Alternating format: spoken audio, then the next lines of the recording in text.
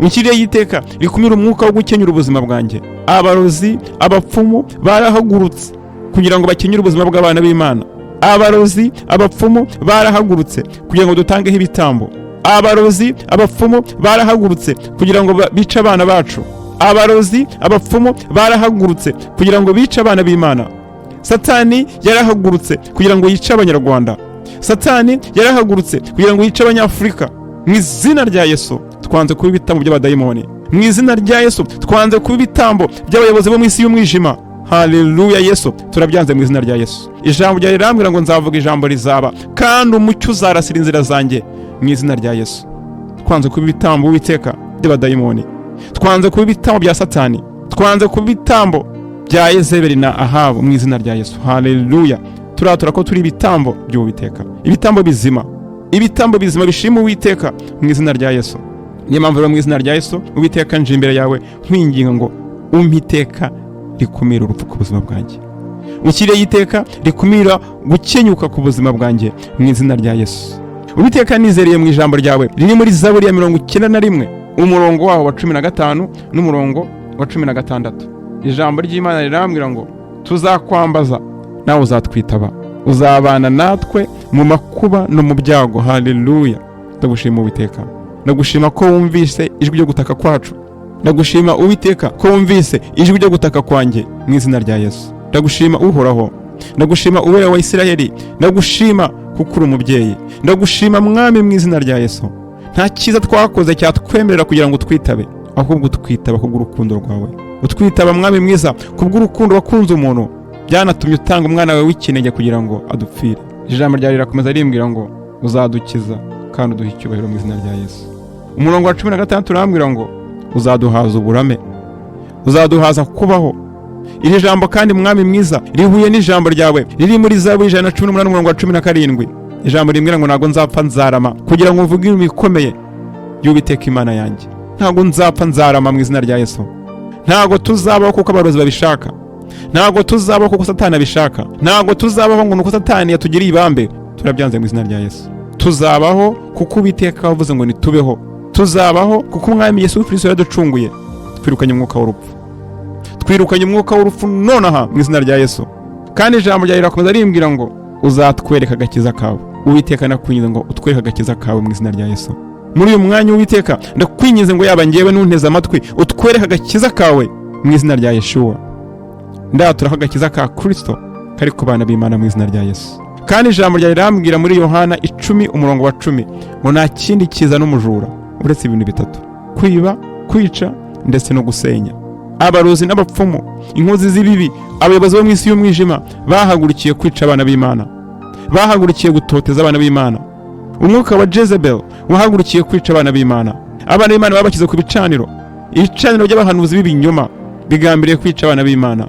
Abanyamadini b'ibinyoma, abarozi n'abapfumu, inkora amaraso zigiye zitandukanye bagambiriye kwica abana b'Imana. Ariko Uwiteka tuje imbere yawe twatura ko Umwami wacu Yesu Kristo yaje kugira ngo tubone ubugingo kandi tubone busendereye. Haleluya. Uwiteka ndatura ko ubugingo ari umugabane wanjye. Uwiteka ndatura ko ubugingo ari umugabane w'abankurikiranye mu izina rya Yesu. Haleluya. Wowe nkurikiranye atura ko ubugingo ari umugabane wawe. Ubugingo no kubaho ni umugabane wawe. Ijambo ry'Imana rirambwira muri Yobu 22 umurongo 28 nzavuga ijambo rizaba kandi umucyo uzarasira inzira zanjye. Haleluya. Atura ko uzabaho mu izina rya Yesu. Atura ko yaba ibyorezo, atura ko yaba intambara, yaba imyambi y'abaruzi n'abapfumu, yaba impanuka, nta kizagira ku buzima bwawe ngo kiburizemo umugabe Imana igufiteho. Uwiteka ndatura ko Satani atazabona hahera yangiza ubuzima bwawe. Ndatura mu izina rya Yesu ko nta burenganzira zahabwa bwo kunyaga ubugingo bwacu mu izina rya Yesu. Kandi Mwami mwiza ngendeye kuri iri jambo ryawe biragaragara ko utadushyiriyeho iteka rikumira urupfu. Satani yiteguye kuduconshomera. Biragaragara ko utadushyiriyeho iteka rikumira abishi. Satani yiteguye guconshomera abanyarwanda. Ariko mu izina rya Yesu ndatura ko ari we buhungiro bwacu. Haleluya. Ndatura ko ubwugamo bwacu muri Kristo Yesu. Ndatura ko nta kindi gihome duhungiramo uretse igihome Yesu Kristo. Niyo mpamvu mu izina rya Yesu nkwinginze Uwiteka ngo udushyirireho iteka rikumira urupfu rukomoka kuri Satani, urupfu rwa gitunguro, urupfu rwo mu manuka, urupfu rwo mu ndwara, urupfu rwo mu byorezo, urupfu rwo mu ntambara umwami Yesu arukumire. Urukumire mwami mwiza, mu gihe cy'amage no mu gihe cy'amakuba uturindire mu bwiza bwawe. Ijambo rya rirambwira ngo abantu 1000 bazagwa iruhande rwanjye, abantu 10,000 bazagwa iburyo bwanjye, byose nzabirebesha amaso nta kimwe kizangiraho, ndebe uko Uwiteka arimbura inkozi z'ibibi, nkuko biri mu ijambo ry'Imana muri Zaburi ya 91. Uwiteka ndatura ko nta kibi kizangiraho. Abanze banjye banteye banyuze mu nzira imwe, ariko Uwiteka ubatatanyiriza mu nzira zirindwi. Haleluya. Uwiteka arabatatanije mu izina rya Yesu. Kandi ijambo rya rirambwira ngo ndwanirira nkuko rwaniriye Abisiraheli Uwiteka, ukababera inkingi y'igicu ku manywa y'ihangu, kandi ukababera inkingi y'umuriro mu ijoro. Uwiteka wari woturwanirira. Uwiteka urwanirira abana b'Imana. Uwiteka udukize imyambi ya Satani. Abantu benshi bibeshya ko barwana nabi imibiri n'amaraso. Abantu benshi bibeshya ko bafite abanzi b'imibiri n'amaraso, ariko abanzi dufite ni Satani n'abambari be, ni Satani n'ingabo z'umwijima, ni Satani n'urubyaro rwa Jezebel, ni Satani n'urubyaro rwa Belial. Uwiteka udutabare mu izina rya Yesu. Uwiteka nkuko warinze Dawidi ukamukiza amaboko ya Sawuli, udukiza amaboko y'abanzi mu izina rya Yesu. Uwiteka nkuko wakijije Daniel mu rwobo rw'intare ukamukiza abanzi be bagakorwa n'isoni, maze intare akazisegura izindi akazisasira. Ubari kudukiza urupfu n'abadayimoni, ubari kudukiza Satani n'abambari be mu izina rya Yesu. Nkuko wakwesa Duraka, Meshaki na Abedinego ukabakura mu muriro, maze umwami Yesu akimanukira ubwe kabana nabo mwitanura. Mwami Yesu udukiza urupfu mu izina rya Yesu. Haleluya. Uwiteka nkuko wakijije Dawidi ukamukura mu maboko y'igihanda Goliath, Uwiteka udukure mu bihanda by'urupfu mu izina rya Yesu. Igihanda Poliwoni, igihanda Bidoni, Uwiteka udukure mu maboko yabyo mu izina rya Yesu. Haleluya. Mu izina rya Yesu umwuka w'ubupfumu wahagurukiye kurwanya abana b'Imana, mu izina rya Yeshua umwuka w'ubupfumu wahagurukiye kuduhohotera, umwuka ukorwe n'isoni nonaha. Umwuka w'ubupfumu umware nonaha mu izina rya Yesu. Ndatura ko umwuka w'ubupfumu nta burenganzira ufite ku buzima bwanjye. Wowe nkurikiranye ndakwatura mu izina rya Yesu. Umwuka w'ubupfumu nta burenganzira ufite ku buzima bwawe. Umwuka w'ubupfumu nta burenganzira ufite ku muryango wawe. Umwuka w'ubupfumu nta burenganzira ufite ku bana bawe. Umwuka w'ubupfumu nta burenganzira ufite ku mugore wawe niba uri umugabo, nta burenganzira ufite ku mugabo wawe niba uri umugore. Haleluya. Mu izina rya Yesu. Mu izina rya Yesu. Ijambo ry'Imana rirambwira ngo twahawe ubutware na Yesu Kristo. Icyo tuzahambira mu isi no mu ijuru kizahambirwa. Uwiteka ni mu nkiko zo mu ijuru, nizeriye mu butware wampaye. Ndahambira umwuka w'urupfu mu izina rya Yesu. Ndahambira Satani mu izina rya Yesu. Ndahambira abadayimoni mu izina rya Yesu. Haleluya. Ndabakumira ku buzima bwanjye. Kandi Uwiteka ndakwinginze ngo ukumire umwuka w'urupfu ku buzima bwacu. Ukumire umwuka wanduye ku buzima bwacu mwami. Ukumire gukenyuka ku buzima bwacu. Udukumire ho Nyagasani ikibi cyose cyagambirira kutunyaga ubuzima. Ubuzima ni impano waduhaye mwami. Ikimenyimenye nuko wemeye ko Kristo umwana wawe azakadupfira. Nuko Nyagasani wari uza akamaro k'ubuzima. Akamaro k'ubuzima urakazi, n'impamvu waduhagije uburame mu izina rya Yesu. Uwiteka ndakwinginze ngo udushyire iteka rikumira urupfu. Kandi Uwiteka ndakwinginze ngo ibyaha byose byaranze abasekuruza bacu byakuruye urupfu, ibyaha byakuruye urupfu bitubabarire mu izina rya Yesu. Ibyaha byo gusenga imana z'ibinyoma, ibyaha byo gusinya amasezerano y'ikuzimu, tubyakiye imbabazi mu izina rya Yesu.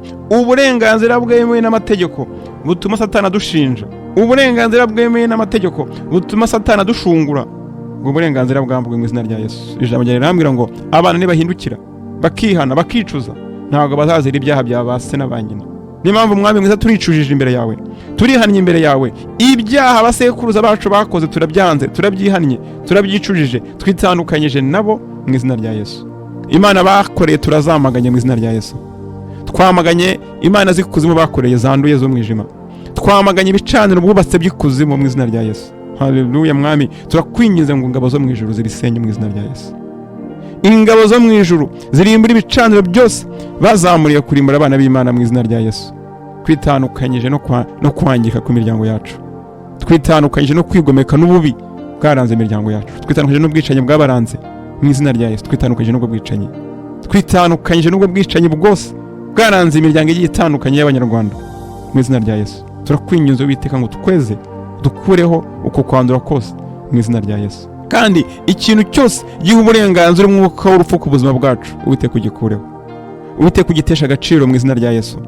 Uwiteka ukirimbure mu izina rya Yesu. Uwiteka uduhe ubuzima. Uwiteka uduhe kubaho. Waravuze ngo nitubeho, Uwiteka ndatura ko tugomba kubaho mu izina rya Yesu. ndakwinginze ngo imigozi ituzirikiye ku rupfu, iyi migozi irikiye abanyarwanda ku rupfu, iyo migozi nicike. Abanyarwanda ngo bagende bahanurirwa gupfa, ubwo buhanuzi turabuvuguruje mu izina rya Yesu. Ubuhanuzi bw'urupfu ku banyarwanda turabuvuguruje. Uwiteka ntabwo uri Imana yishe, uri Imana ikiza. Uwemeye guhindukira, wemeye kwihana wese Uwiteka uramutabara. Niyo mpamvu ubuhanuzi bwose bwo kurimbura abanyarwanda turabuvuguruje mu izina rya Yesu. Turabuvuguruje mu izina rya Yesu, twemeye kwihana. Icyo Satani yagendeyeho cyose asaba ubuzima bw'abanyarwanda turakivuguruje, turihannye mu izina rya Yesu. Turatura ko turabana b'Imana, turatura ko ubuzima no kubaho ari umugabane wacu. Umugabane wacu ni ukubaho. Urupfu ntabwo ari umugabane wacu mu izina rya Yesu. Haleluya. Mu izina rya Yesu ndatura ko urupfu atari umugabane w'umuryango wanjye, ndatura ko urupfu atari umugabane w'abavandimwe banjye, ndatura ko urupfu atari umugabane w'abana b'Imana, ndatura ko urupfu atari umugabane wacu mu izina rya Yesu. Umugabane wacu ni ukubaho, umugabane wacu ni ukubaho mu izina rya Yesu. Umugabane wacu ni amahoro, ntabwo abanyarwanda ariko tuzahora turi mu marira, turabyanze mu izina rya Yesu. Umwuka wose urupfu ku buzima bwacu turawamaganye mu izina rya Yesu. Imivumo yose ikurura ubupfu ku buzima bwacu turayamaganye mu izina rya Yesu. Ijambo rya Irambwira mu Migani 26 umurongo wa 2 ngo umuvumo udafite impamvu ntufata. Turakwinjiza ngo umuvumo w'urupfu ukure ku bana b'Imana mu izina rya Yesu. Umuvumo wo gukenyuka ukure ku bana b'Imana mu izina rya Yesu. Umuvumo wo gupfa giturumbuko udukureho mu izina rya Yesu. Amasezerano yose y'ikuzimu ari ku buzima bwacu atuma Satani atugerageza, atuma Satani atugendaho, ayo masezerano nyagasani ndakunyiza ngo yarimbure. Haleluya. Amasezerano imiryango yacu yasinyanye n'abadayimoni, amasezerano imiryango yacu yasinyanye n'abayiliminati, amasezerano imiryango yacu yasinyanye n'aba brotherhood, amasezerano imiryango yacu yasinyanye n'aba freemasons turiyaseshe mu izina rya Yesu. Ayo masezerano yose narimbuke nonaha mu izina rya Yesu. Twitandukanye n'imiryango mibi y'umwijima, twitandukanye n'imiryango y'umwijima yose ahivi kagera, twitandukanye n'amashyirahamwe yose y'umwijima mu izina rya Yesu. Haleluya. Yesu twitandukanyije nabyo. Turakwinginze ngo ayo masezerano yose, izo ndahiro zose, ubwo bwumvikane bwose ubu tubabare twitandukanyije nabo, yaba ibyo twasinye, yaba iby'imiryango yacu yasinye, yaba iby'abadufite ubutware basinye, twitandukanyije nabyo mu izina rya Yesu. Biteye ko tubabarira ibicaniro twafatanyije nabyo byo mu madini y'ibinyoma, ibicaniro by'abishushanya babeshya ko ari abakorera Imana kandi ari bakorera Baal, babeshya ko ari abakorera Imana kandi bakorera Satani, twitandukanyije nabyo. Twitandukanyije n'amadini yose y'umwijima mu izina rya Yesu. Amadini yihishe mu izina rya Yesu kandi ari abanyabinyoma, twitandukanyije n'ibicaniro byabo. Umwuka w'urupfu ukurikiye abo bantu, umwuka w'urupfu tugendaho ku bw'ibyo turabirukanye mu izina rya Yesu. Uburenganzira Satani afite ku buzima bwacu nabwamburwe mu izina rya Yesu. Uwiteka rero urakoze, Uwiteka uri umwami, ndatura ko mpawe iteka nkumira, ndatura ko nkiriyeho iteka rikumira urupfu, ndatura ko urupfu rukuwe ku buzima bwanjye, ndatura ko urupfu rukuwe ku muryango wanjye mu izina rya Yesu. Urupfu ntabwo ari umugabane wanjye, urupfu ntabwo ari umugabane wanjye mu izina rya Yesu. Umugabane wanjye ni ukubaho. Ndatura kandi ndizera ko nzamara iminsi yose wangeneye kubaho Uwiteka. Ndatura mu izina rya Yesu ko imyuka yose yagambaniraga ubuzima bwanjye irarimbuye mu izina rya Yesu. Imigambi ya Satani n'inzira zose yanyuriragamo ngo agirire nabo ubuzima bwanjye, ndatura ko izo nzira zivugurujwe mu izina rya Yesu. Impanuka zirarimbuye mu izina rya Yesu, ibyorezo birarimbuye mu izina rya Yesu, urupfu runyura mu ntambara rurarimbuye mu izina rya Yesu. Haleluya. Urupfu ndarwirukana mu izina rya Yesu, urupfu ndarurimbura kandi ndarwirukana mu izina rya Yesu. Ndatura ko nzasohoza imigambi yose mfiteho Uwiteka, ndatura ko igitabo cyanditsemo amasezerano yanjye kitazavuguruzwa mu izina rya Yesu, kandi ndatura ko ubatuwe na Kristo aba batuwe by'ukuri. Uwiteka gukomera n'ukwawe, icyubahiro n'icyawe, ngusabye nizeye kandi niringiye iri teka nkumira unshyiriyeho, niringiye ko ukumiriye urupfu ku buzima bwanjye.